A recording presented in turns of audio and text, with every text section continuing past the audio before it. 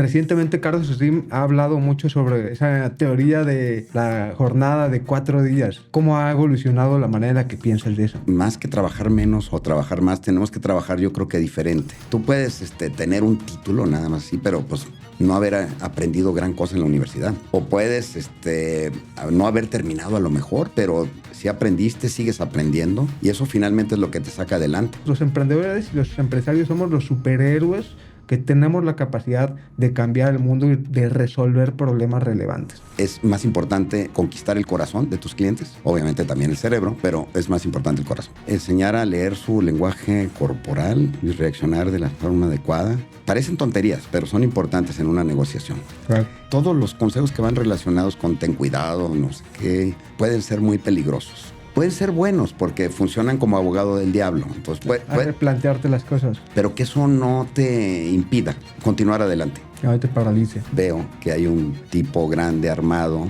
todo vestido de negro con la pistola apuntando. ¿Apuntándote a ti? No a mí, dentro del cuarto. ¿Dentro del cuarto? Dentro del cuarto, entonces pues levanto las manos. Hola, ¿cómo estás? Bienvenido a otro capítulo de Épicamente Podcast. Yo soy Pablo Gómez Orea y entrevisto a personas extraordinarias para hablar de negocios, marketing y productividad. Quiero que descubras sus secretos y su mentalidad para que construyas una vida épica, con propósito, aventura y riqueza. Todos mis invitados al podcast saben que el motor de los negocios son las ventas. En los últimos años hemos cerrado en nuestra empresa más de 30,000 ventas. Y puedo asegurarte que el elemento más importante para lograr esto han sido técnicas de psicología y gatillos mentales. Por eso, junto con mi hermano Chuco, que también es mi socio, hice un resumen de estas estrategias y las hemos empaquetado en un curso al que le hemos llamado Epic Smart. Decenas de libros, capacitaciones, cursos, masterminds están resumidos para que impulses las ventas de tu empresa con este conocimiento. Si quieres descubrir las tácticas de psicología de ventas que utilizamos y que pueden explotar tu facturación, ve a pavo.com.mx/curso.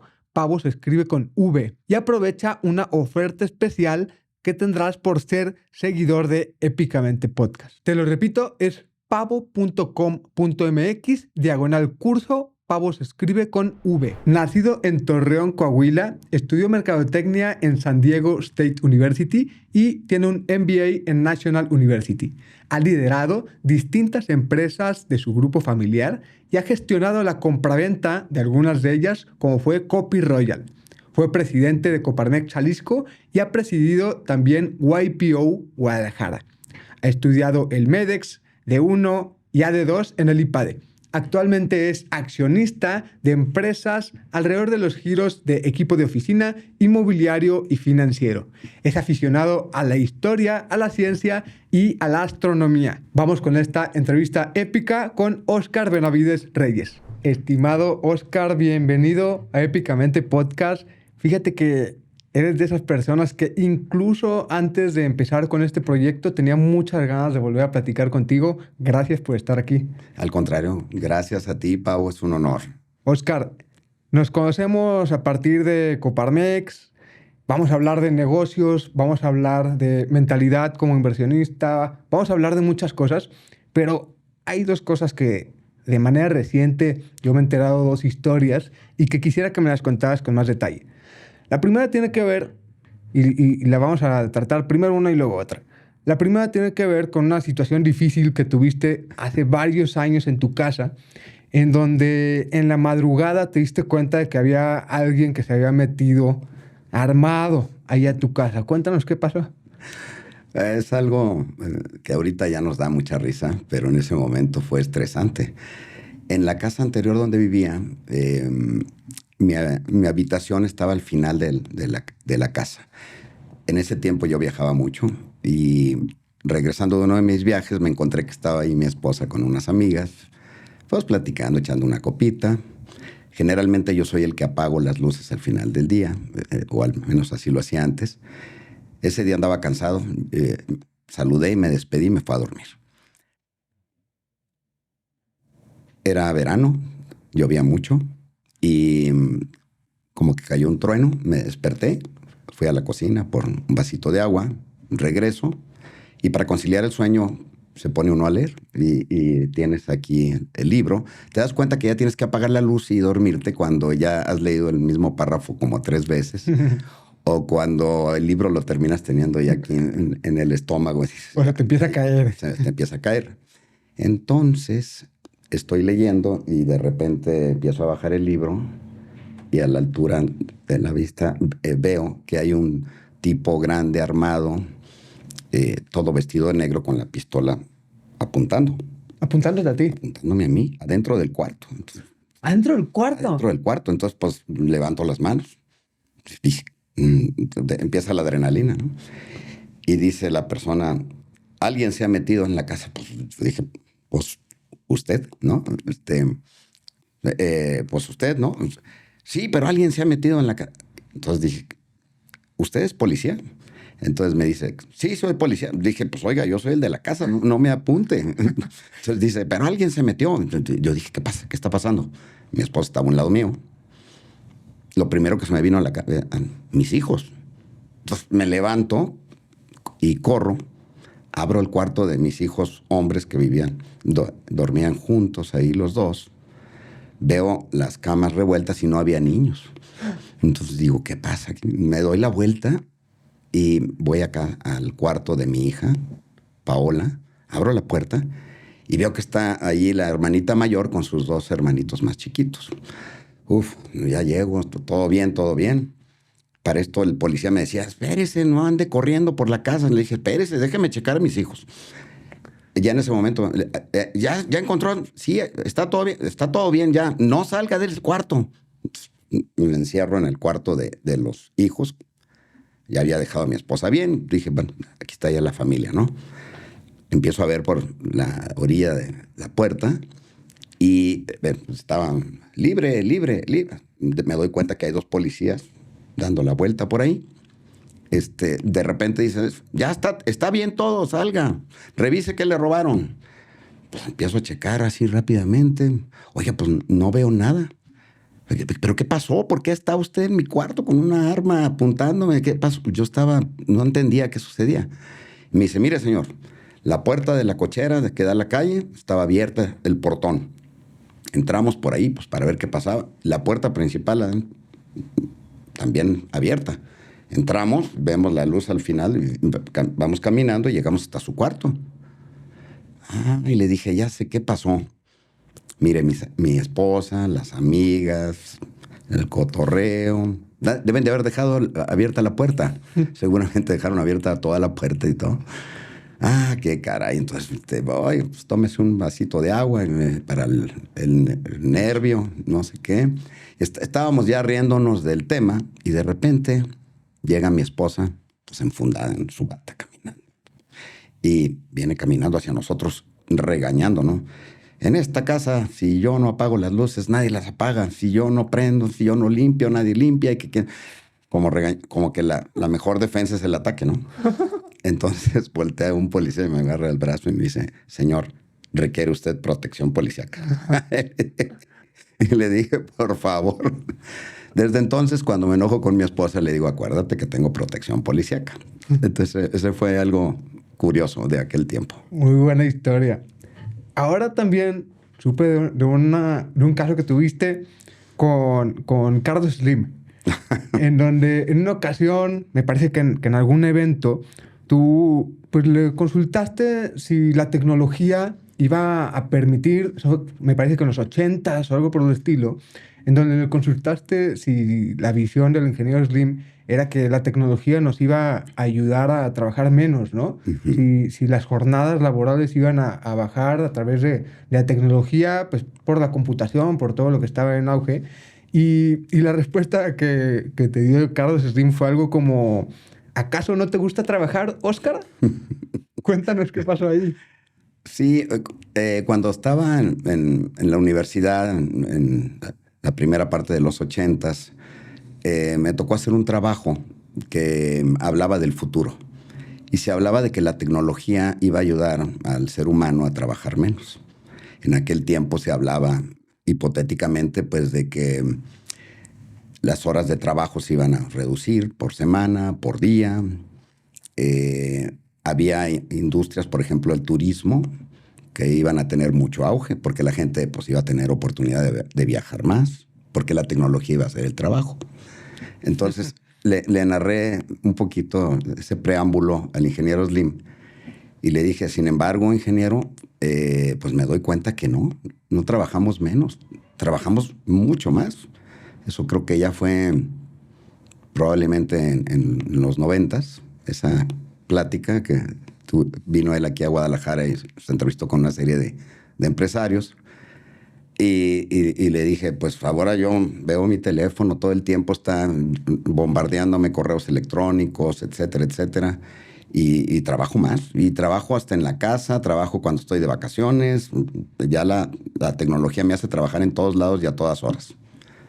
Entonces, él dijo, bueno, me doy cuenta que no te gusta trabajar tanto. Y empezó a contestarme un poquito su punto de vista. Pero dije, no, bueno, pues no, sí me gusta trabajar mucho, pero nomás estoy señalando el tema de que la tecnología, y precisamente la semana pasada estaba oyendo lo mismo, que ahora la inteligencia artificial, vamos a trabajar menos. Dije, ¿será cierto? A ver, ¿y cómo ha evolucionado ese pensamiento que tenías de que íbamos a trabajar menos?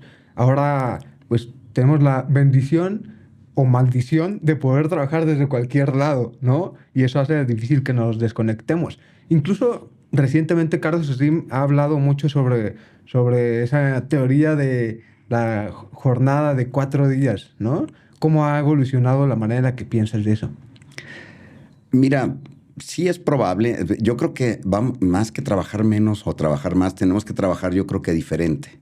La pandemia fue una gran maestra para enseñarnos a trabajar de otra manera. Nos forzó a trabajar desde nuestras casas, cosas que ya sabíamos, pero no las llevamos a la práctica. Ahorita yo ya me encuentro con que me levanto en pijama a veces, me voy ahí a mi computadora que tengo en la casa, empiezo a trabajar y empiezo a mandar algunos correos, algunos WhatsApps, alguna comunicación. Como dice mi esposa, inicio el día un poquito generando algo de estrés. Okay. Poniendo a las cosas a funcionar, a trabajar. Luego ya me voy a bañar, todo, y regreso y ya tengo respuestas de todo el mundo. Entonces, como que ese ciclo ya lo he estado viendo y ya es cuando voy a la oficina un ratito. Y yo creo que sí, sí es posible que en ciertos segmentos, ciertos trabajos, se empiece a trabajar tal vez menos. Yeah. O tal vez diferente, porque también hay gente que ya ahora le gusta trabajar en la noche, a diferentes horarios. Entonces, ya es mucho más flexible. Claro. Oye, Oscar, me encantaría que nos contaras cómo fue el inicio en donde te empezaste a involucrar en los negocios y en las empresas familiares. Y ya hablaremos en un momento más, pues, a lo que llegaste con Copy Royal. Pero ¿cómo fue al inicio, cómo empezaste a trabajar tú? Mira, saliendo de la universidad, pues yo sí había trabajado en varios lugares que no eran la empresa familiar y también llegaba a trabajar los veranos en Copy Royal y en la parte final de la carrera pues ya trabajaba medio tiempo, trabajaba y estudiaba prácticamente.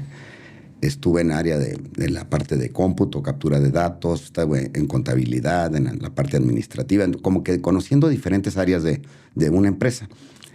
Y sin embargo, yo tenía ganas de emprender. Y sí emprendí en aquellos tiempos con una empresa de computación que empezó a crecer. Empezamos a llegar a tener algunas tiendas. Nos convertimos en distribuidores de Apple, de Hewlett Packard. ¿Comercializaban productos de IBM? Sí, de todas esas marcas, ¿no? Y también pues, la parte un poquito de algo de software. Empezamos a manejar el mayoreo. Y recuerdo que pusimos una bodega en el área cercana a la glorieta de Abastos. Me decían, esa no es zona de computación, Oscar. ¿Por qué ahí? A mí se me hacía lógico para un tema de mayoreo de cómputo que tuviera la salida hacia Lázaro Cárdenas, a la salida de México. Se me hacía un buen punto y sobre todo porque la entrega de la mercancía la hacíamos por la calle de atrás y por Mariano Otero, pues era la parte donde iban los clientes directamente, ¿no? Comercial. Ajá. Me da ahorita mucho gusto que esa zona se ha llenado de mayoristas de cómputo. Sí. Incluyendo un amigo que en aquel tiempo fue competidor mío, que era Pepe Medina Mora. Claro. Y que ha Justo. hecho un Un excelente trabajo. A finales de los 80 llegó una empresa, la número 1 de mayoreo a nivel mundial, que es Ingram, y compró a una empresa en la Ciudad de México, compró a una en Monterrey y nos compró a nosotros. Fue mi primera experiencia que, pues, me compraron. ¿Y ese fue el primer contacto con Ingram? Ingram, sí. Yeah. Ingram sigue siendo, pues, también un gigante claro, del mayoreo de productos de cómputo en el mundo y en México. Y bueno, sí fue sentimientos encontrados porque me decía uno, mi director de ventas en ese momento, pues me decía, de broma, ¿verdad? Me vendiste como ganado, Oscar, porque le dije, mira, te ha ido mejor, estás recibiendo una mejor compensación ahora con una empresa transnacional. Entonces, sí me dio gusto que a la gente que quedó en esa operación, que anteriormente estaba conmigo, le fue bien. Entonces, esa fue mi primera experiencia como de una venta. ¿Y qué empresa era esa? Era Programmatic. Ok. Se convirtió en Ingram. Ok. Programmatic, Vertex, y CompuRoyal también, que llegamos a tener 7 tiendas de cómputo. Llegamos a manejar el 25% de los periféricos de Guadalajara por aquellos tiempos de los 80s. Entonces, esa fue mi primera experiencia de una venta y es algo muy fuerte. Sentía que había, pues, vendido a mi hijito, ¿no? Claro. Me acuerdo que estaba el libro de Build to Last, Construye para permanecer. Y ese mismo autor, años después, saca un libro de Build to Flip. O sea, construye algo y para darle la vuelta, ¿no? Entonces, sí, y fue un cambio que se empezó a gestar en los 80s, donde las empresas empezaban a ser adquiridas. En lugar de tener investigación y desarrollo en las grandes empresas, ponían un ojo, avisor, un radar, checando qué empresas había y a qué empresas se les podía comprar para complementar un servicio o un producto que necesitaba alguien más grande. Esa tendencia se ha dado hasta la fecha. O un mercado, ¿no? Oye, y a partir de ahí ya te integraste a CompuRoyal. Ahí me integré pues ya a la empresa familiar nuevamente. Pues ya también como un accionista chiquito, digamos. Estaba mi papá, estaba mi hermano, estaba otro socio. Y mi papá prácticamente se retiró en el año 85. Entonces duró del 85 al 90, 91, que fue cuando pues prácticamente tomé el control un poquito junto con mi hermano del negocio. Nos dimos cuenta que algunas cosas no estaban funcionando bien. Estaba apalancada la empresa. Incluso había algunos pues, irregularidades por ahí. Entonces tuve que negociar compra a unos socios menores y luego fue cuando empezó un proceso de buscar capital, porque estábamos creciendo. Mi hermano me decía, necesito dinero. Le digo, espérate, no, está muy apalancado, necesito buscar un inversionista. Tuvimos 2 en México potenciales, uno en Querétaro, uno en Guadalajara y uno en Monterrey. Y cuando andábamos viendo con cuál de estos incas, que son capitales de riesgo, entrar, con cuál tenía más, se acerca Nafin y habla con nosotros, habla conmigo, y me dice, oye, vamos a abrir el apartado B de la Bolsa Mexicana de Valores. Entonces, oye, pero pues yo no tengo el tamaño de una... No, este es el apartado B, lo que en Estados Unidos se llama el over the counter. Y sí, dije, sí dábamos las características, pero tenías que prepararte, tenías que tener la empresa como espejito. Entonces empezamos a trabajar en el gobierno corporativo, institucionalizando todo, sistemas, procesos, administración, finanzas, el área de servicio, todo, para poder ser públicos. Entonces teníamos ya fecha de salida y vamos a colocar el 35% en emisión primaria. Esto significa que entra alguien y nosotros no nos salimos, seguimos dentro. Claro. En marzo del 95. En marzo del 95 era fecha de colocación. Ya teníamos el roadshow, ya teníamos la bendición de Nafin, el ingeniero Gilberto Borja era el director en aquel tiempo. Y pues quebró el país. Con el error famoso de diciembre del 94, quiebra el país, se caen los múltiplos de colocación. Y pues en ese momento dijimos, pues yo creo que ya no me conviene salir. Todavía no salían. No salíamos. Todavía me habló el ingeniero Borja y me dice, estamos dispuestos a sacar a 2 empresas, tenían 19 en puerta a nivel nacional. Creo que la otra era Médica Sur, si no mal recuerdo, y esas sí entraron. Okay. Pero nosotros ya no entramos. No nos convenía. Se habían caído los múltiplos de colocación. Ya nos estaban buscando para entonces 3 empresas internacionales que querían entrar en México. Oye, Oscar, perdón que te interrumpa. En ese momento, Copy Royal, ¿qué era? Sí, para los que no conocen la empresa. Teníamos cerca de 70 centros de copiado en diferentes partes de la República. Teníamos franquicias, incluso en algunos lugares. Teníamos desde Tijuana hasta Mérida, centros de copiado, pero eso era el 25%.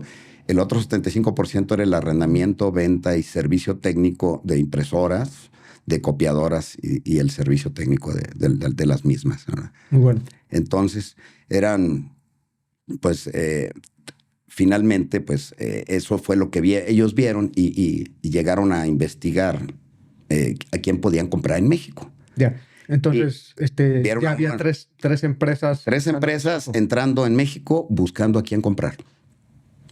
Vieron a uno en Monterrey, a otro en México y nos vieron a nosotros por ahí. Y de inmediato los 3 quisieron con nosotros porque teníamos la empresa lista para salir a la bolsa. Nomás pusimos todo en inglés. Estábamos listos. Entonces, 2 de ellas eran empresas públicas. Una era la 258 de Nueva York. La otra cotizaba en Londres. Y otra era una empresa privada, pero muy grande también. Entonces, podríamos llamarle la número 1, la número 2 y la número 3 de nuestro giro. Y fue una negociación como de un año. Finalmente cerramos con la número 1, que nos ofreció pues, el mejor trato. Pero nos ofreció el mejor trato, pero implicaba quedarnos a trabajar. 5 años por lo menos, ¿no? Fueron prácticamente 4 años obligatorios, con un esquema que se llama earn-out, que es, a ver, es cierto que vas a ser tan bueno como dices, tus proyecciones son tan buenas, vas a vender mucho. Entonces nos empezaron a revisar, nos revisaban cada 6 meses ventas, utilidad operativa y flujo, cash flow. Las 3 cosas se tenían que ir dando. Lo dabas, te daban una, digamos, octava parte en el mes 6, luego en el 12, y así cada 6 meses nos iban dando, si íbamos dando los resultados. Fueron 4 años muy estresantes que teníamos que trabajar. Mi esposa me decía, ¿por qué trabajas tan duro por un sueldo? Es que no es un sueldo. Vamos. Es la parte. Es la parte de la venta. Oye, y esa parte, antes de irnos a esta etapa, pues en donde estabas muy comprometido con la estrategia comercial, justo para tener esos resultados, ¿qué aprendiste de 2 etapas previas? La primera, de irlo institucionalizando y de ir puliendo la empresa para que esté lista para la adquisición. Y la segunda, del proceso de negociación. ¿Qué aprendiste de esas 2 etapas?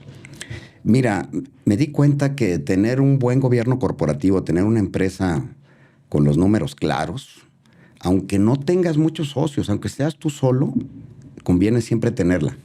Y esa fue la diferencia que nos seleccionaron a nosotros y no a otros. Entonces, el tener un buen gobierno corporativo sí funciona.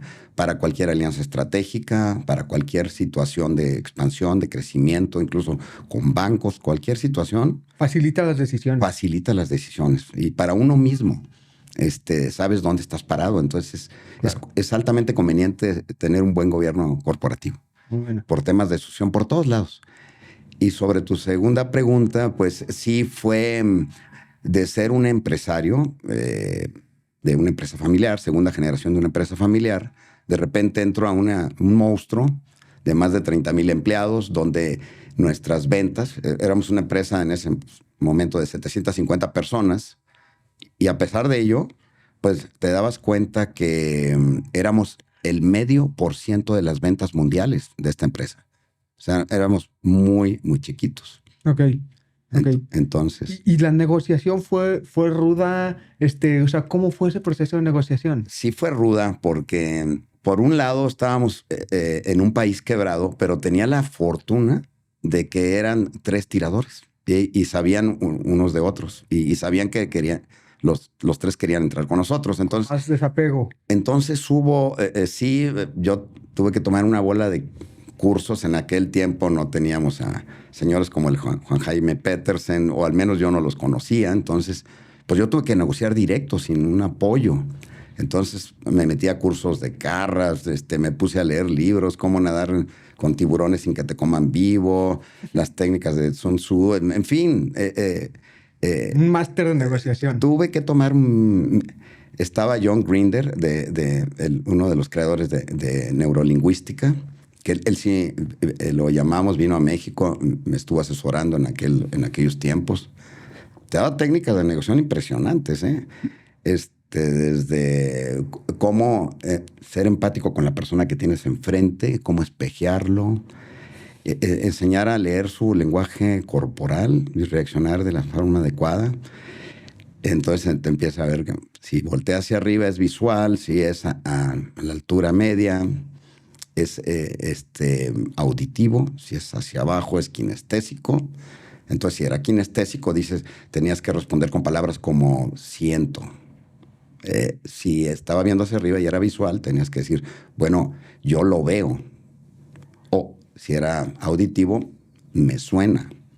Parecen tonterías, pero son importantes en una negociación. Claro. Y tiene uno en el hemisferio izquierdo y el hemisferio derecho. Uno crea y el otro razona o recuerda.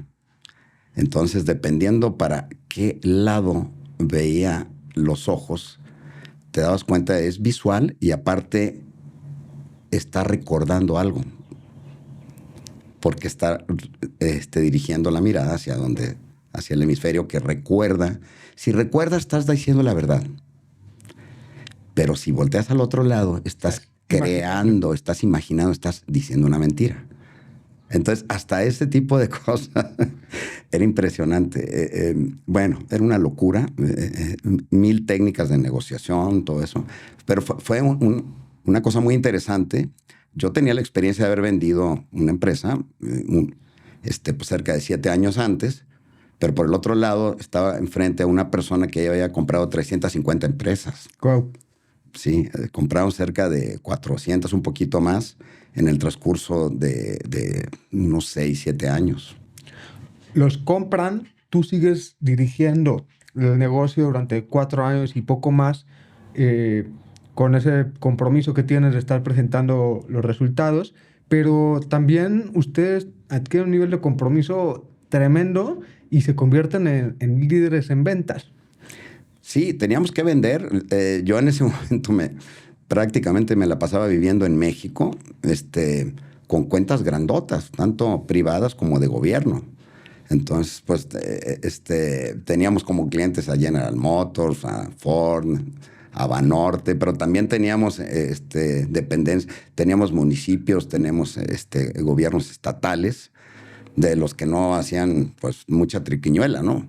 Pero teníamos temas federales como Sedena, Cámara de Diputados, una de las secciones de Pemex, uno de los sectores de Pemex, Secofi, Secretaría de Educación, en fin, una serie de dependencias gubernamentales que también eran grandes y requerían una cobertura a nivel nacional.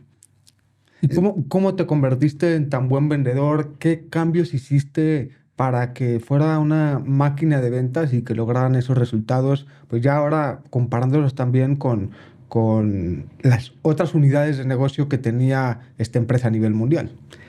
Pues mira, mi hermano estaba muy metido en todos los temas de remanufactura, en temas de servicio.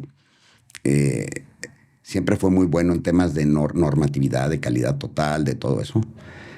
Tenía una persona, un CFO, un financiero de mucha confianza, muy bueno, que salió de Pete Marwick.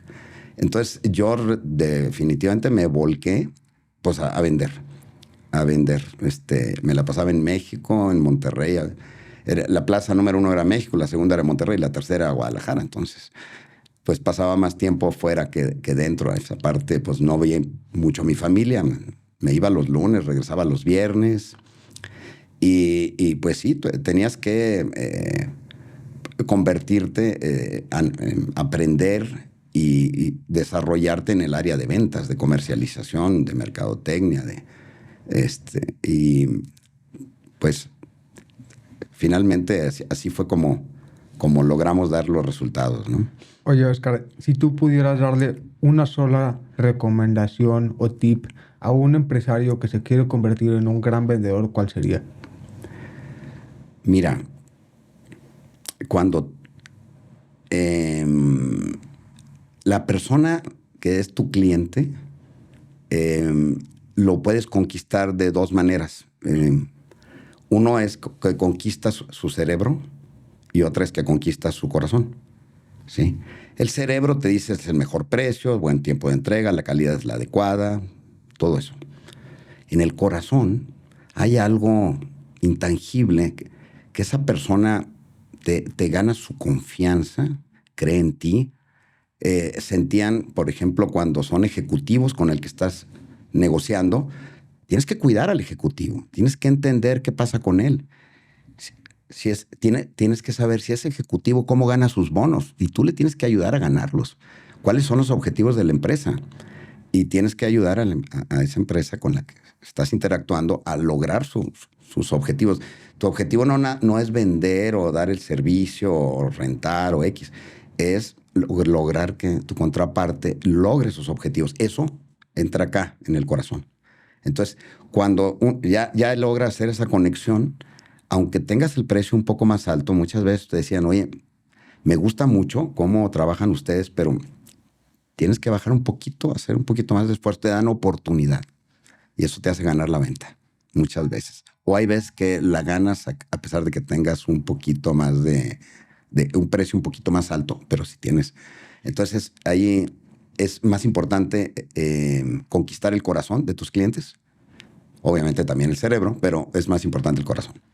Muy bueno. A ver, yo algo que me he dado cuenta es que hay algunas personas que tratan de conquistar de forma emocional, pero que no se dan cuenta que para una acción de compra también tiene que haber una justificación lógica, racional. Entonces debemos de cuidar siempre esas dos cosas. Es correcto. Sí, sí.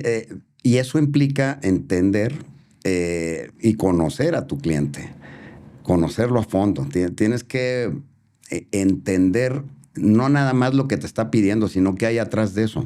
Definitivo. A dónde quieren llegar. Porque entre más información tengas de tu cliente, más elementos puedes agregar de valor a tu oferta para que tenga mucho más sentido. Entonces, y vas a ayudar no solamente al ejecutivo que tienes enfrente con el que estás interactuando para cerrar la venta, sino quién está atrás de él y la empresa completa.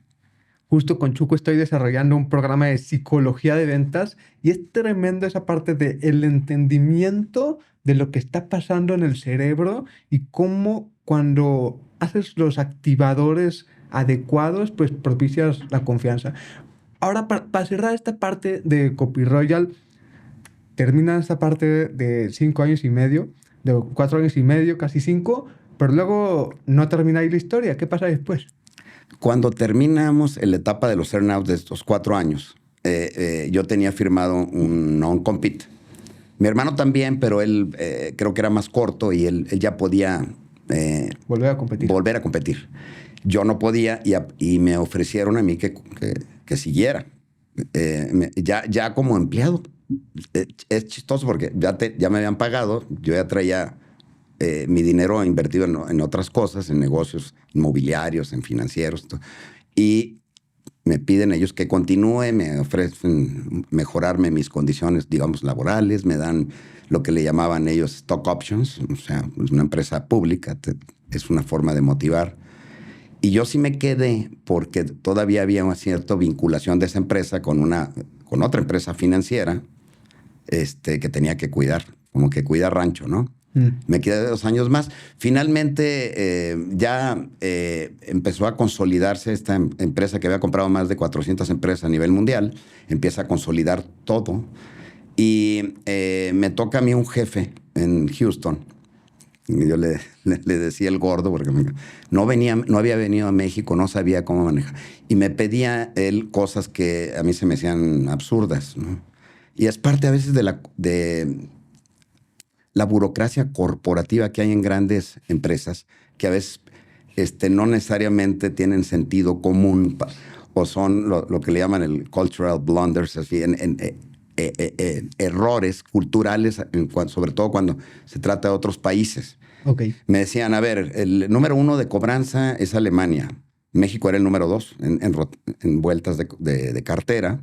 Me decía, cobra como cobran ellos. Tú tienes cobradores, pues, es muy primitivo. Tienes que cobrar por correo, como Alemania. Dices, ¿cómo te explico que eso no funciona en México? Pero no existe aquí. Pues no. Me pedían que cerrara centros de copiado porque no era parte del modelo de negocios mundial. Le decía, oye, pero si están dando ventas, están dando cash flow, están dando utilidades operativas, ¿no? O sea, déjame venderlas. No, es que tú no las puedes vender. El único que puede vender pedacitos o parte de la empresa es el General Counsel allá en Filadelfia. Le digo, bueno, pues entonces... Te pedían cosas fuera de contexto. No voy a... ¿Qué quieres? ¿Que cierre así nomás? ¿Y despido a la gente que trabaja ahí? No, o sea, es una tontería y a mí no me pagan por hacer tonterías. Tienes algunos abogados para cobrar en diferentes ciudades. Tienes que trabajar con nuestro abogado corporativo en la Ciudad de México. Una firma pues perfumada, muy buena para adquisiciones, compras, decisiones, estrategias legales, pero no sirven para cobrar. No andan tallando suela en la calle y haciendo lo que se necesitaba para... Temas como ese me pedían muchos. Entonces, muy difícil. Muy difícil. Finalmente nos peleamos. Él me gritó una vez en una conferencia telefónica, yo con mis directores, él allá con los de él. Yo le dije, a mí no me gritas, y le colgué. ¿Y cómo le colgaste al don Gordo de Houston? Para no decir nombres. Pues sí. Luego él me habla. Total, casi nos recordamos hasta nuestras mamás a los dos. Me manda un correo electrónico diciendo que estaba despedido. Y yo sabía cómo trabajaba la empresa. Me dice, tú no me puedes despedir, me tiene que despedir el vicepresidente junto con otra firma de recursos humanos corporativa. Tú no puedes. Sin embargo, ya me había mandado el correo electrónico. El vicepresidente después me habla. Me dice, oye, Oscar, ¿qué pasó aquí? ¿No? Pues ya le platiqué. Pues me está pidiendo muchas cosas que no son unas tonterías. Y me dice, yo creo que ya terminó tu ciclo, ¿no? Le dije, sí, yo creo que ya terminó. Ya llevaba 4 más 2 años, 6. Entonces, para no hacerte la historia larga, terminamos fuera tanto el gordo como yo. ¿Los dos? Los dos. Él porque también salió el peine de que no estaba pidiendo cosas tontas. Pero el vicepresidente viaja por primera vez a México en todo ese tiempo y me dice, oye, pues te despidió aquel, te corresponden 20 y tantos años de antigüedad, no sé qué, y ya me dijeron cómo es las leyes laborales en México, estuvo muy mal cómo lo manejó el de Hugh. ¿Te parece si lo maneja? Ya vieron que decía salir caro. Pues mira, para ellos, fíjate, éramos 0.5% de las ventas mundiales. Yeah. Para ellos nada era muy caro. Yeah. Pero él tenía que pararse el cuello de que hizo cierta negociación conmigo. Claro. Y me dijo, ¿te parece bien que te paguemos esto? La mitad, más o menos. Y le dije, me parece perfecto. Y en ese momento, así nos arreglamos, tan amigos como siempre él y yo, siempre habíamos sido buenos amigos. Y pasó así 3 años más. Y mi esposa me dice, ¿por qué no pediste todo lo que te... Mira... cerrar el ciclo también. No, pero esto era lo ético, ¿no? No es correcto que también me aproveche de una carta que me mandó el otro para pedir más de lo que corresponde, ¿no? Ya. Y el otro llegó allá diciendo, y se paró el cuello, el vicepresidente que negoció bien el cierre de México, wiri conmigo, toda la cosa. Pero eso fue bueno a la larga, porque 3 años después me vuelve a hablar él mismo y me dice, oye, te vendemos la empresa. Y digo, pues es que no me interesa. No, bueno, considéralo, mira, que tiene muchas cosas. Bueno, es que la han manejado muy mal estos 3 años. Le dije, ya están perdiendo dinero. Bueno, pues tú ofrece. Total, después de una negociación que fue rápida, terminé comprando el 100% de las acciones nuevamente. De tener 750 personas, cuando los dejé, ya nomás tenían 400 y perdiendo dinero. Entonces tuvimos que redimensionar. Yo ya no estaba en el giro, mi hermano sí. Entonces hablé con mi hermano, le dije, oye, pues yo creo que la persona adecuada para manejar esto eres tú, no yo, porque yo ya estoy fuera de sensibilidad en este giro. Él lo aceptó, integró la empresa que tenía, pues, a la adquisición que estaba haciendo yo. Él toma la dirección general y pues hasta la fecha soy ahora un socio cómodo de mi hermano, pero yo ya estoy en otros negocios financieros. Muy poco común una situación en donde te preparas para salir a bolsa, vendes la empresa y luego operas un tiempo y la terminas recomprando. Muy poco común. Sí, es muy poco común. Se convirtió en caso de IPADE un poquito por todas las experiencias que detonó, ¿verdad? Y pues sí fue todo un aprendizaje. Fuiste muy innovador, Oscar, al ponerte a estudiar mercadotecnia cuando se hablaba poco de mercadotecnia. Hiciste un MBA en Estados Unidos y has tomado múltiples programas aquí también en el IPADE. ¿Cómo piensas tú de la educación formal? Es muy importante y yo creo que no puedes dejar de aprender. Como persona todos tenemos que estar siempre aprendiendo. Y aprendiendo a cambiar de paradigmas. Fíjate, ahora con los cambios son cada vez más rápidos, más frecuentes y más profundos en el mundo. Entonces, pues leyendo me gusta leer temas a veces de un poquito del futuro, qué va a pasar, todo eso, de diferentes autores. Y yo creo que ya las siguientes generaciones van a tener que no solo seguir aprendiendo más, sino a veces cambiar el paradigma. Si mi especialidad a lo mejor es finanzas, a lo mejor tengo que complementar con algo que no sea finanzas, porque así lo va a demandar el mercado laboral, sobre todo si no soy empresario. Mayor flexibilidad y mayor capacidad de aprendizaje rápido y constante. Exactamente. Sí, tiene que ser un aprendizaje constante, toda la vida. Oye, ¿y qué es lo más importante que has aprendido en el IPADE?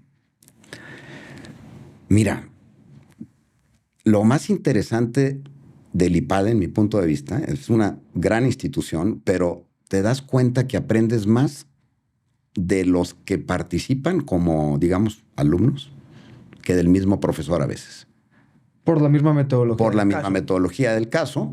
Y cuando me tocaba asistir, yo como profesor invitado, cuando me ha tocado asistir como profesor invitado al IPADE en diferentes ciudades, me doy cuenta que a pesar de que a veces ha sido de temas específicos o a veces ha sido del tema del caso que desarrollaron ellos, pero siempre aprendo yo, siempre aprendo, aún cuando son chicos del MEDEC, que son los más jóvenes que acaban de salir digamos, de la universidad y empiezan su maestría de tiempo completo, y tú dices, bueno, ¿qué puedo aprender de ellos? Aprendes muchísimo, mucho. La riqueza que hay de pues, la colaboración y también de estar en el campo de batalla creo que es algo muy, muy interesante. ¿Y tú cómo piensas hoy de la universidad? ¿Crees que sigue siendo muy importante tener un título universitario? Para bien o para mal, es parte de un currículum. Si estás en el mercado laboral como ejecutivo, siempre tienes que tener una carta de presentación y te puede ayudar. Sin embargo, a la larga, lo que pesa es más el fondo que la forma, ¿no? Y es lo que tú puedes tener un título nada más así, pero pues no haber aprendido gran cosa en la universidad. O puedes no haber terminado a lo mejor, pero si aprendiste, sigues aprendiendo. Y eso finalmente es lo que te saca adelante. Y de hecho, ese es uno de los ángulos del caso que se analizaba, porque analizábamos mucho la diferencia entre un ejecutivo y un empresario, que son dos temas diferentes. Uh-huh. Muchos empresarios a veces venden su empresa y se convierten en ejecutivos. Algunos ejecutivos con el tiempo evolucionan y también se convierten en empresarios. Luego el empresario vende su empresa y se convierte en inversionista, sin operar también. Entonces son diferentes cachuchas y hay que entender cada una de estas cachuchas, ¿sí? Entonces, como ejecutivo, tienes que tener una óptica que te permita venderte y ser atractivo para ser contratado. Como empresario, tienes que entender el mercado, tienes que entender la competencia, el producto, mercado, canal con el que cuentas y cómo ser competitivo en él. Y es otro enfoque a veces un poco diferente. Yo cuando negociaba con un ejecutivo, me preocupaba de que a un ejecutivo le preocupa conservar su trabajo. A un ejecutivo le preocupa ganar su bono al final del año, que no lo corran, que lo feliciten sus jefes o sus usuarios. Entonces, si tú eres la persona que le ayudas a él a lograr todos esos objetivos, él te va a querer. Es lo que mencionaba del corazón. Si estás negociando con un empresario que le preocupa, pues, el capital, el retorno sobre la inversión, temas de más largo plazo, ya sea como inversionista o como socio tuyo, pues es otra óptica la que tienes que usar. Entonces hay que identificar. Hay gente que es inversionista, gente que es empresario, hay gente que es ejecutivo y son diferentes perfiles. Ahorita vamos a hablar más del rol que has adquirido pues, en esta nueva etapa como inversionista, pero nos vamos a meter a hablar un poquito de YPO, de Coparmex. Has estado envuelto en muchos eventos empresariales también, en muchas cámaras, en muchas instituciones. ¿Cuál es el peor consejo que has recibido alguna vez sobre negocios? Tal vez el peor consejo es el miedo. Todo lo que está relacionado con el miedo generalmente es malo. Te bloquea, te impide actuar, te nubla la visión, te impide ejecutar. Creo que todos los consejos que van relacionados con ten cuidado, no sé qué, pueden ser muy peligrosos. Pueden ser buenos porque funcionan como abogado del diablo. Entonces, replantearte las cosas. Puedes replantear, ver el ángulo peligroso, pero que eso no te impida continuar adelante. Que no te paralice. No te paralice. Qué interesante. A ver, YPO es una de las grandes instituciones, clubes de empresarios que hay el día de hoy. Y también, al igual que EO, han hecho muy importante esta metodología de compartir a partir de foros. Tú tienes mucho tiempo con un foro. Cuéntame un poquito más qué has sacado tú de YPO. Llegó un momento en el que me estaban invitando a diferentes cámaras empresariales y organismos, instituciones y cosas. Entonces, no puedes con tanto. Si eres empresario, pues sí es parte de lo que es tu entorno empresarial, que tienes que estar involucrado en él, pero no puedes meterte en tantos frentes. Entonces, ahí seleccioné 2. Y fue YPO hacia adentro y Coparmex como una incidencia un poquito más pública, ¿no? Entonces me metí en esos 2 temas. Entrando en el tema de YPO, pues en este momento te puedo decir la organización empresarial más importante a nivel mundial. Somos cerca de 36,000 empresarios prácticamente en todos los continentes, en muchas ciudades. En el país, en México, somos como 640 en este momento. Hay muchos. En 11 capítulos. Y pues yo pertenezco aquí al capítulo de Guadalajara. En Guadalajara debemos de ser como 140 probablemente ya en este momento, pero entre 2 capítulos que estamos integrados en Guadalajara. Y la parte interesante de YPO es que el eslogan es mejores presidentes de empresa, directores de empresa, a través de la educación y del intercambio de ideas. Ahí no hay temas partidistas, políticos, generalmente ahí no hay temas religiosos. O sea, hay de todas las religiones en el mundo. Hay hay de diferentes géneros, hay de diferentes especialidades de negocio y de diferentes tamaños. Claro, te ponen un piso. Creo que ahorita el piso anda como en 15 millones de dólares de venta anuales. Es lo menos que hay a nivel mundial. De ahí va para arriba, hay pisos más altos en diferentes países, en diferentes ciudades. Y también te miden cantidad de empleados. Tienes que entrar a la organización antes de cumplir los 46 años.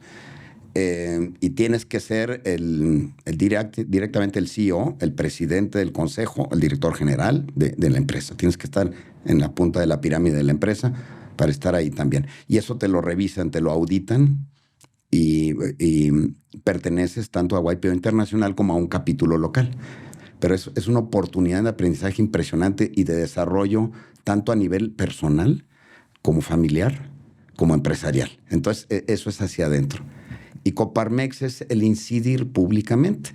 Es un organismo donde se integran empresarios para cuidar su entorno empresarial, cuidar al país, cuidar una serie de elementos.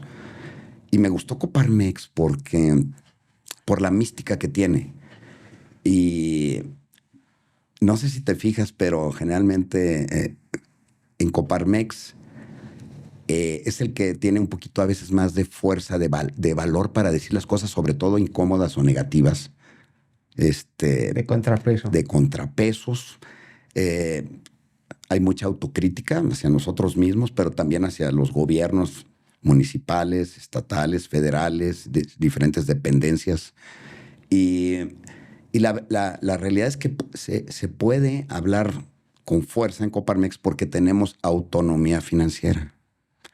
Hay otros organismos empresariales que tienen una alta dependencia de un municipio o de un gobierno estatal o de un gobierno federal.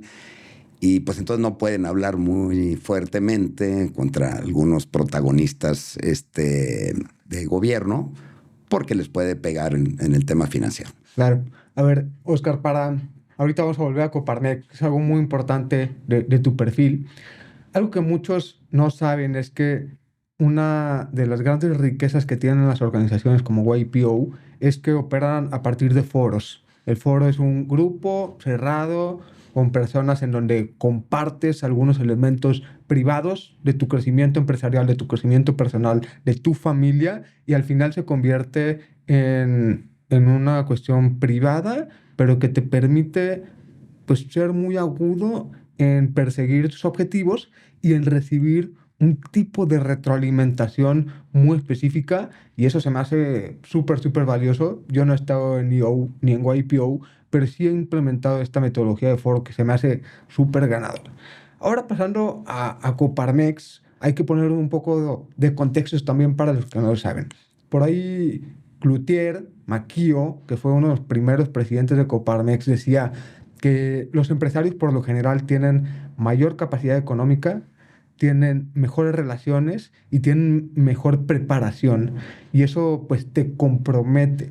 Y uno de los objetivos muy importantes que he tenido de este podcast es pues dignificar la vocación empresarial al servicio de los demás. O sea, yo creo de una manera muy profunda que las empresas somos los superhéroes, los emprendedores y los empresarios somos los superhéroes que tenemos la capacidad de cambiar el mundo y de resolver problemas relevantes. Ahora, tú fuiste uno de los fundadores de Jóvenes Empresarios Coparmex, que al inicio se convirtió en algo muy relevante porque empezó también a crecer en sus capítulos, ¿verdad?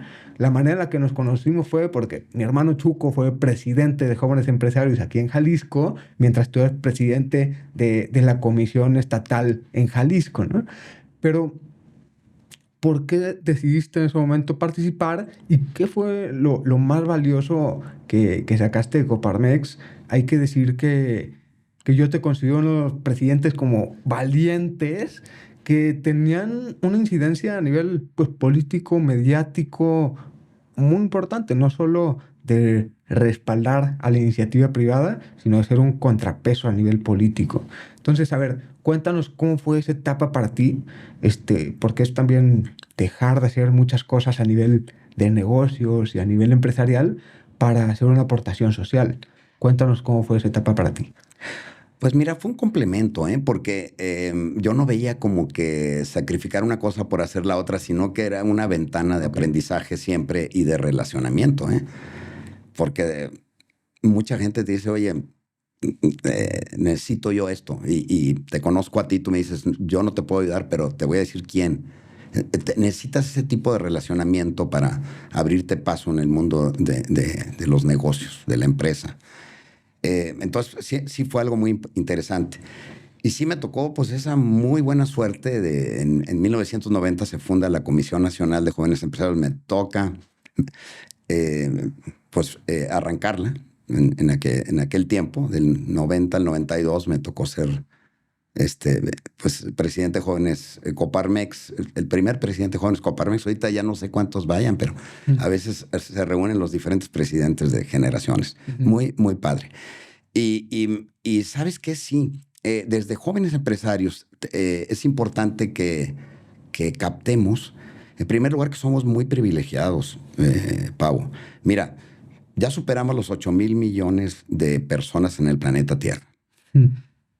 Yo te podría decir que si tienes que comer, si no estás en un país en guerra, si tienes para vestir, tienes un techo donde dormir, tienes una familia.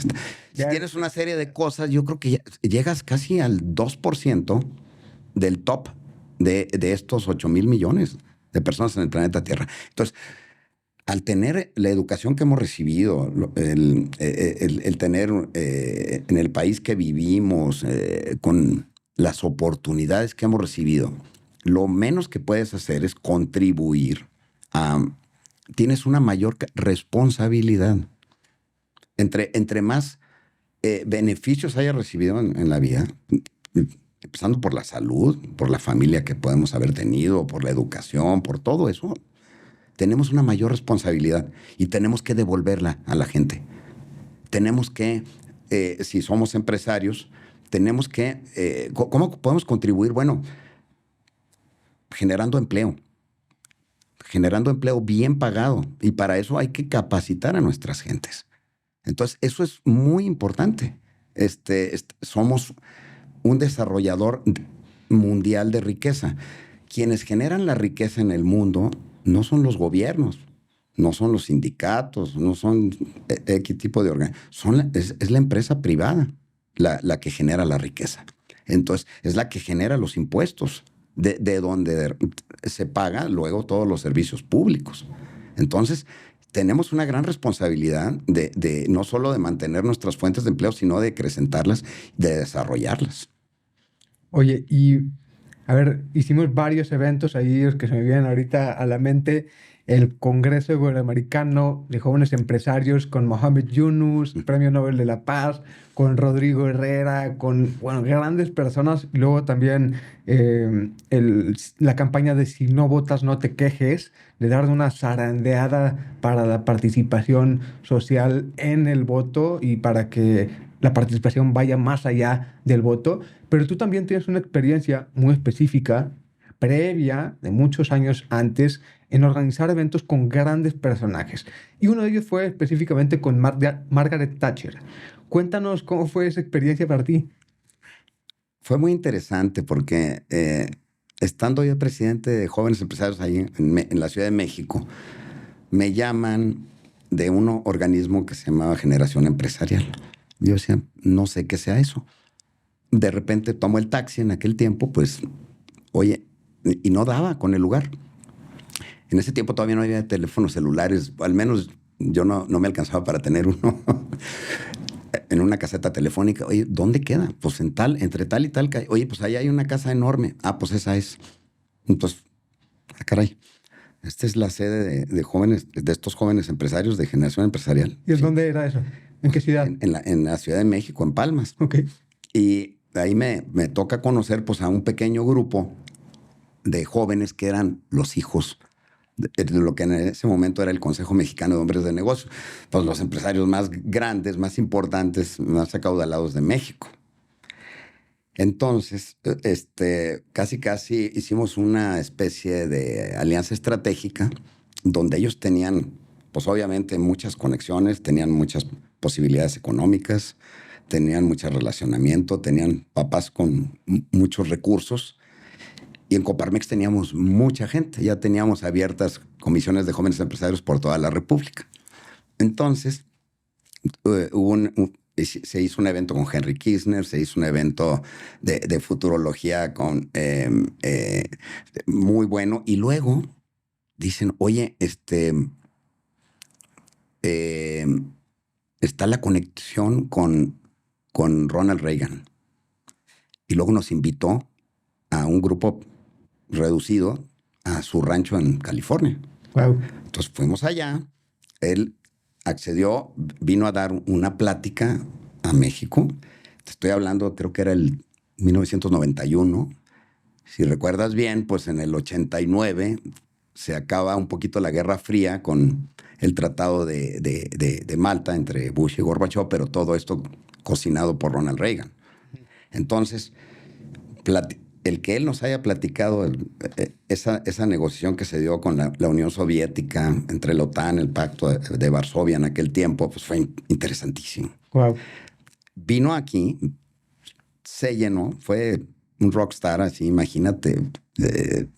Eran 5,000, creo, chicos, y pues no cabían más en el lugar donde lo hicimos. Después de eso, que fue un gran éxito, Ronald Reagan me dice, oye, les voy a presentar a más gente para que también tengan otras experiencias.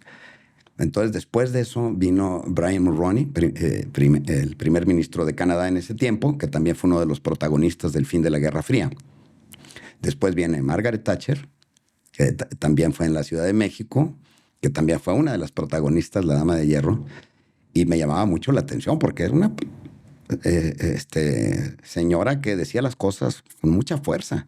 En aquel tiempo teníamos los pactos de solidaridad con Salinas, que sentíamos que era un gran logro, que nos habíamos puesto de acuerdo empresarios, sindicatos y el gobierno.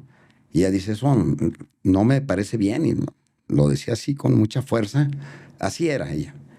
Y finalmente dice, bueno, ahora también los voy a poner en contacto con Mikhail Gorbachev, pero tienen que ir a, pues, negociarle, ¿no? Entonces, me acuerdo que Héctor, uno de los de Generación Empresarial, fue prácticamente a dormirse a la banqueta de la oficina en Moscú donde estaba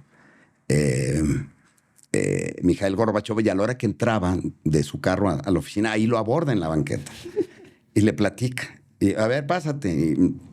Y nos habla Héctor, ya lo logré, pero tenemos que conseguirle un tour a Brasil, a Chile y a Argentina. Yo quería tener el evento de Gorbachev en Guadalajara, pero pues el Grupo Santos de Monterrey fue el que puso el avión, pero pues tenía que ser en Monterrey. Dije, ni modo. Entonces fue en Monterrey la reunión con Mikhail Gorbachev, pero sí fueron experiencias interesantísimas en aquellos tiempos de los protagonistas que dieron fin a la Guerra Fría, que ahorita ya todo se está calentando nuevamente, ¿verdad? Qué interesante. Durante mucho tiempo, tú a nivel nacional y en Jalisco fuiste pues alguien muy relevante a nivel mediático, a nivel de opinión pública, pero eso también implicaba pues cierto nivel de exposición, de riesgo y de trancazos.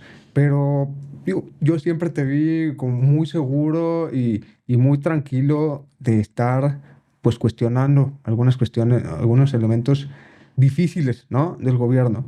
¿Cómo fue para ti esa etapa en Coparmex? Pues mira, fue interesante, pero sí es... por el perfil que tenemos en Coparmex, pues sí tenemos un consejo que pues no te manda solo, tú como presidente. Entonces hay una serie de temas en la agenda que tienes que despejar y con el estilo de Coparmex. Entonces, pues sí me tocó un poquito roces fuertes con Emilio González Márquez en aquel tiempo y luego con Aristóteles Sandoval, ¿verdad? Me tocó con esos dos gobernadores, tuvimos pues algunos roces. Hubo casos como una que le llamaron la Guerra de las Albercas con Emilio González Márquez de un endeudamiento que finalmente no se dio y acabó una persona en la cárcel que estuvimos denunciando por ahí. Y en fin, Pero, pues, durante 3 meses no fui invitado a Casa Jalisco para nada. Con Jorge Aristóteles también tuvimos, pues, algunos roces. Pero pues es muy chistoso. Ya que terminan su periodo, yo que ya después de que terminaron, en una ocasión ahí nos vimos, platicamos. Y sí me decía Jorge Aristóteles, tú me caías muy gordo. Le dije, tú también.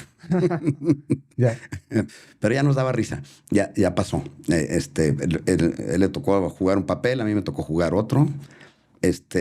Y no eran temas personales, sino eran temas institucionales, los que había que defender. No eran personales. Oye, y muchos de Coparmex, sobre todo aquí en Jalisco, pues han saltado después al tema político. Y eso pues desata muchas discusiones de todo tipo, no discusiones, pero sí puntos de vista distintos y casi de manera natural por tu perfil, porque fuiste pues alguien muy mediático, muy público, muy bueno para los posicionamientos y también incluso antes había sido presentador de televisión en algún momento con un programa empresarial. O sea, como que de manera natural había ahí varias puertas abiertas a nivel político, pero no decidiste tomar ese camino, aunque había buenas oportunidades ahí. ¿Cómo fue esa decisión para ti? Pues mira, sí te llegan opciones y oportunidades. Pues ya ves, quien fue presidente antes que yo en Coparmex Jalisco, Pablo Lemus, sí tenía ese perfil, le encanta y creo que ha hecho un excelente trabajo. Quien siguió después de mí, que fue Pepe Medina Mora, pues ahorita está de presidente nacional Ujú. de Coparmex. Y me siento yo muy orgulloso de. Sin embargo, en mi caso específico y por lo que te platiqué antes, yo había descuidado un poco a la familia. Y en el tiempo de Coparmex es un trabajo de tiempo completo, es también muy pesado. Sí. Entonces, yo como que dije, mira, yo creo que ya me toca disfrutar más a mis hijos, a mi esposa, a mi familia. Y sobre todo en una etapa en la que ya mis hijos empezaban a salir pues, de universidad, y pues iban a seguir su siguiente etapa, ya sea como empresarios. Yo tuve que ponerme pues a tratar de conocerlos mejor y qué querían hacer. Y jugar ese rol que, que me disfruto mucho, me gusta. Como guía. Porque mi esposa me decía, bueno, pues es que tú te has dedicado muchos años a desarrollar empresarios. ¿Y tus hijos? No, pues también. También tengo que apoyarlos con mucho respeto. Porque eh, uno como papá no sabes hasta dónde llegar, ¿no? Dónde poner la línea. Si me voy un poquito más para allá, te invado. Si me voy vengo un poco más para acá, te abandono. ¿Dónde pones la línea para generar el máximo de valor agregado con tus hijos, sin invadirlos y sin abandonarlos? Entonces, y yo no tomé ningún curso de cómo ser papá, a diferencia de otros cursos de técnicos o de negociación o de diferentes temas empresariales. En ningún lado te enseñan a ser papá. Entonces, te tienes que poner a leer, te tienes que poner a ver a conocer a tus hijos y a ver cómo ayudarlos. Entonces, esa parte yo no quería sacrificarla ya. Y estoy muy feliz de la decisión que tomé. Las personas que te conocen dicen que estás especialmente orgulloso de la gran familia que has construido. ¿Cuál fue la diferencia de formación que tuviste tú, a diferencia de lo que hoy les estás pudiendo dar a tus hijos, pues a nivel también de negocios? Mira, yo tuve la suerte de tener un papá que, a pesar de que no terminó ni la preparatoria, eh, fue una gran persona y muy trabajador y muy leal, muy noble, con valores muy bonitos, que esos yo los recibí y los atesoro, igual que de mi mamá. Y yo sentí que tenía la responsabilidad de hacer un poquito lo mismo con mis hijos. Obviamente, los tiempos van cambiando y eh, tienes que irte adaptando a los tiempos y traté de complementar lo que yo sentí que a lo mejor yo me- no había tenido suficiente, pero no fue por culpa de mi papá o de mi mamá, es que el mundo también ha cambiado. Ahorita es más fácil viajar internacionalmente, es más fácil tener diferentes tipos de experiencias. Por ejemplo, el meterlos con la comunidad de los hijos de YPO fue algo muy importante, o con la comunidad de los empresarios de Coparmex, pues algo que a lo mejor yo no recibí de mi papá, que no estaba en esos temas, pero yo no me arrepiento de haberlos puesto al alcance de mis hijos para que tuvieran una fuente de aprendizaje.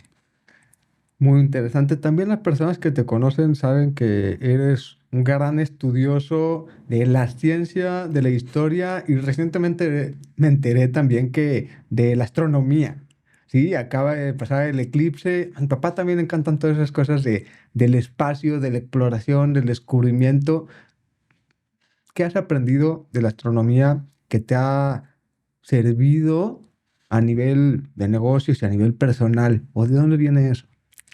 Desde niño me gustaba la astronomía, y no tanto la observacional, sino me metía a leer libros de, bueno, cómo nacen las estrellas, cómo evolucionan, cómo mueren, la evolución estelar, la evolución de las galaxias, el Big Bang, un poquito qué está pasando con la materia oscura, la energía oscura, cuál es la evolución del universo, las características que se requieren para que haya vida como nosotros la conocemos. Son muchísimos temas, ¿eh? Y no solo he leído libros, sino que también veo documentales y tomo clases. Casi todas las semanas tengo clases de astronomía, tomo clases. Ah, qué Tengo, interesante. tengo profesores muy buenos por Zoom, un par de horas a la semana me echo. Wow. Y pues, inclusive, pues ya me he metido también un poquito en el tema de la física cuántica, que es la parte de lo chiquito. ¿En qué me ha servido? Mira, te das cuenta de lo que somos al mismo tiempo casi un milagro de la naturaleza, pero también somos muy chiquitos. Insignificante. Somos una cosita pequeñísima del universo. O sea, te Este, permite ver las cosas con otra con otra perspectiva. perspectiva. Y somos algo ahí. Porque también si te vas hacia abajo, hacia lo micro, hacia los Microscópico. elementos, partículas elementales, incluyendo llegar hasta a la teoría de cuerdas, la teoría M, pues te das cuenta que también hay un universo de pequeñísimo, casi un tema fractal hacia abajo y también hacia arriba, que se sale totalmente de nuestra comprensión. Es imposible que la mente humana tengamos capacidad, ni siquiera los científicos más renombrados, inteligentes, tener la capacidad de comprender la magnitud, ni de lo macro ni de lo micro. Entonces, como que también te sitúa de que sí, el ser humano, somos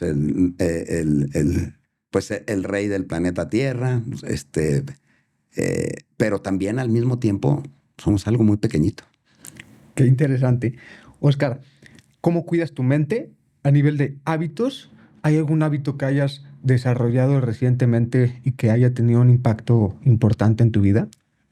Mira, mi esposa para cuando me veía un poquito ansioso, me empezó a meter un poquito en temas de meditación, y el poder uno meterte en ti mismo y relajarte. Creo que es algo maravilloso. Obviamente el ejercicio, comer bien, comer saludable, dormir bien, pues todas esas cosas, estar en paz con tu entorno, con tus hijos, con tus amigos, tratar de ser feliz con lo que tienes, ¿sí? Dicen a veces que pues uno se la pasa anhelando lo que no tienes en lugar de disfrutar lo que sí tienes. Entonces, sí está bien, se vale tener sueños y anhelar cosas, pero también tienes que disfrutar lo que tienes, empezando por la salud, por tu familia.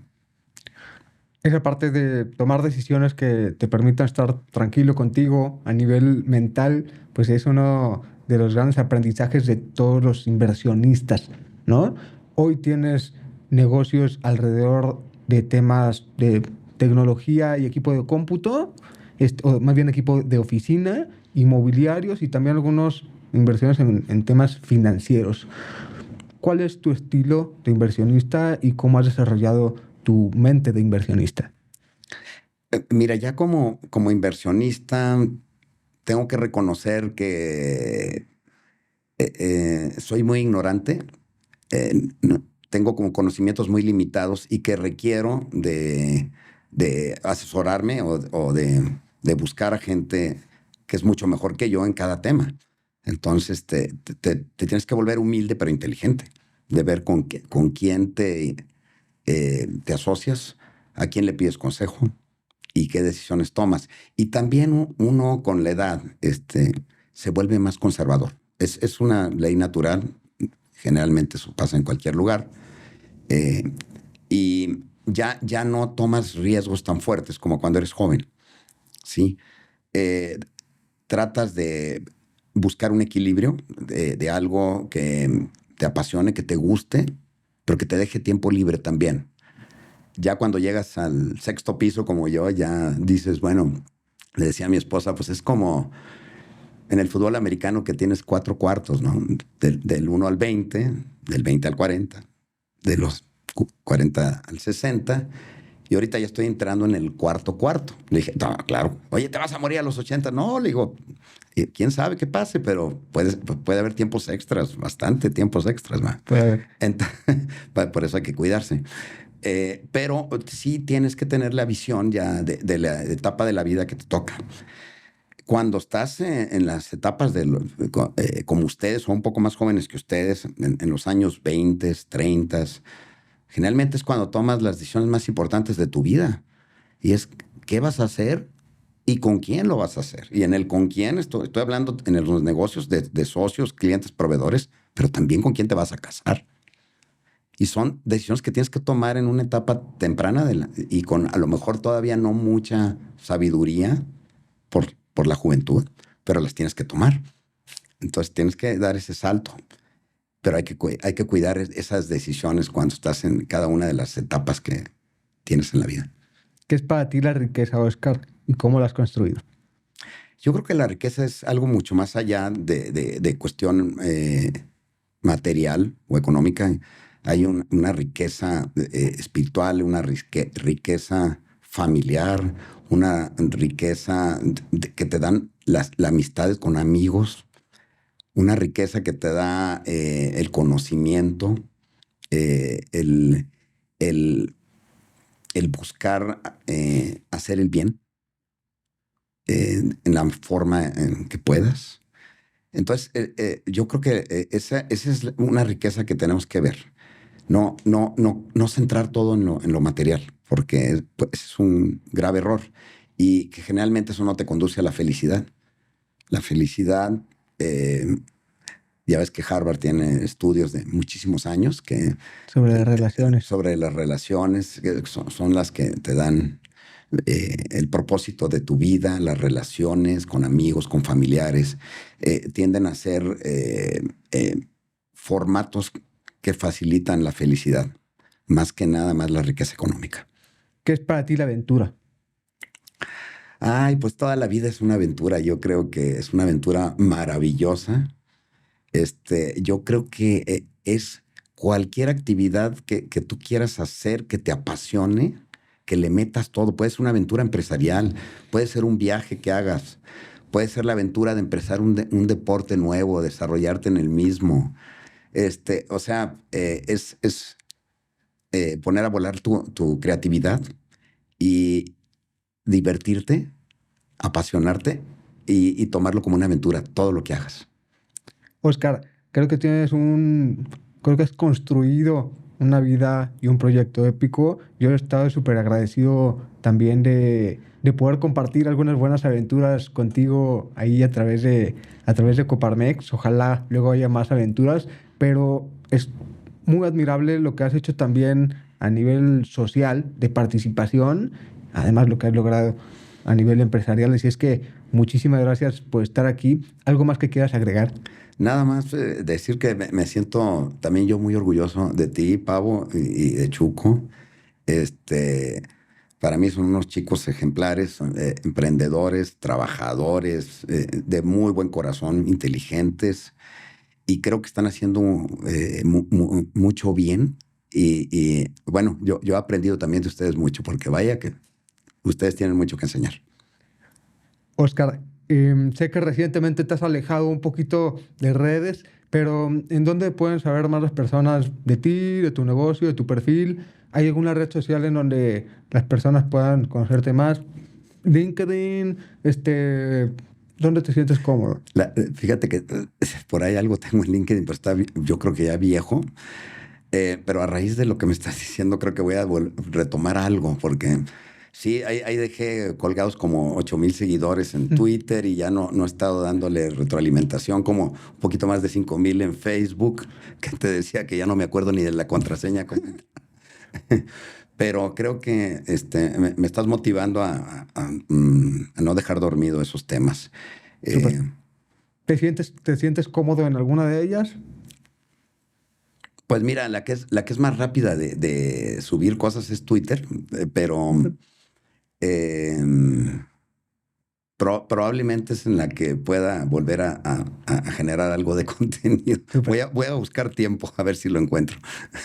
Oscar, muchísimas gracias por esta entrevista y gracias por tu tiempo. Espero que hayas disfrutado de este episodio. Soy Pablo Gómez Orea y si te gustó este capítulo, compártelo con tus amigos y califícanos con 5 estrellas en donde sea que lo estés escuchando. No olvides suscribirte en Spotify y en YouTube para que no te pierdas los siguientes capítulos. Te veo en la próxima entrevista épica.